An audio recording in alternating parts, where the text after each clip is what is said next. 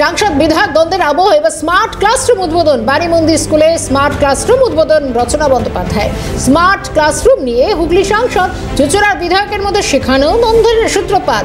বিধায়ক ওই স্কুলের পরিচালন সমিতির সদস্য, অথচ তাকে না জানিয়ে স্মার্ট ক্লাসরুম তৈরি করলেন সাংসদ। আর এই নিয়ে স্কুলে গিয়ে প্রধান শিক্ষিকার সঙ্গে দুর্ব্যবহারের অভিযোগ। সাংসদকে অভিযোগ করলেন স্কুলের প্রধান শিক্ষিকা।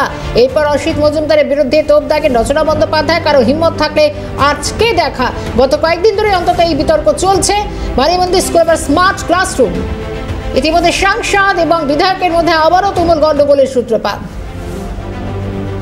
টেলিফোন লাইনে রয়েছেন আমাদের প্রতিনিধি সুভাষ মজুমদার। সুভাষ, গত কয়েকদিন ধরে এই বিষয়টা সাংসদ এবং বিধায়কের মধ্যে দ্বন্দ্ব কোন পর্যায়ে গিয়েছে? তবে বলে রাখি, দেখো, সাংসদ এবং বিধায়ক দ্বন্দ্ব চরমে উঠেছিল। আমরা এর আগেও জানি এই বাণীমন্দির স্কুলের সেই স্মার্ট ক্লাস রুম উদ্বোধন করলেন শেষমেশ রচনা বন্দ্যোপাধ্যায়। এইখান থেকেই দেখো দ্বন্দ্ব আরো প্রকট নিয়েছে। আমরা যেটা জানতে পেরেছি, গত জুলাই মাসে, তুমি জানো যে গত জুলাই মাসে চুঁচুড়া বাণীমন্দির স্কুলে স্মার্ট ক্লাস রুম তৈরি হয়েছিল এবং সেখানে সাংসদ রচনা বন্দ্যোপাধ্যায়, চুঁচুড়ার যিনি বিধায়ক অসিত মজুমদারের মধ্যে তখন প্রকাশ্য আমরা দেখেছি একটা দ্বন্দ্ব চলে আসে তাদের মধ্যে। একে অপরকে কথা বলতে আমরা দেখেছি। পাশাপাশি তুমি দেখো ওই স্কুলের পরিচালন সমিতির সদস্য হচ্ছে বিধায়ক। এই জায়গায় এই বিধায়ক ডাক পায়নি, যার ফলেই দেখো আরো দ্বন্দ্ব চরমে প্রকাশ্যে এসেছে। আমরা সেই চিত্রই কিন্তু দেখতে পাচ্ছি।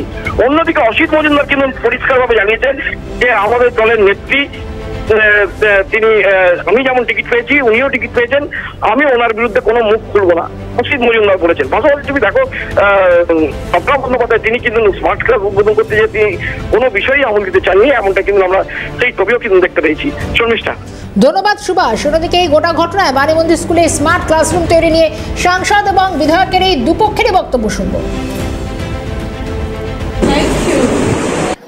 এটা যদি উনি অনেক আগে করতেন তাহলে ভালো হতো। সবাইকে মিলেমিশে নিয়ে এখন উনি থাকতে চাইছেন।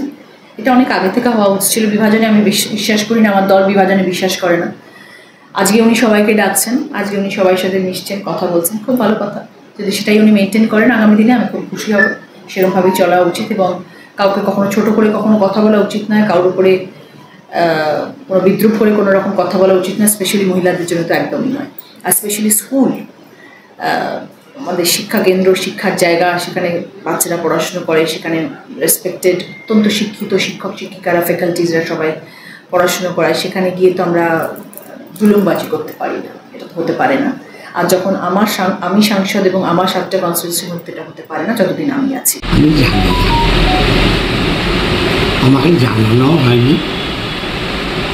দেখুন, ওই স্কুলে মেয়েদের সুবিধার জন্য, অ্যাডমিনিস্ট্রেশনের সুবিধার জন্যে যে সিসিটিভিগুলো আছে না, ও সিসিটিভিগুলো আমার এমএলএ ফান্ডের দেয়া, যদিও এটা মানুষের টাকা। প্লেজিং কমিটির মেম্বার, আমি কিছু জানি না, দুর্ভাগ্য আমার।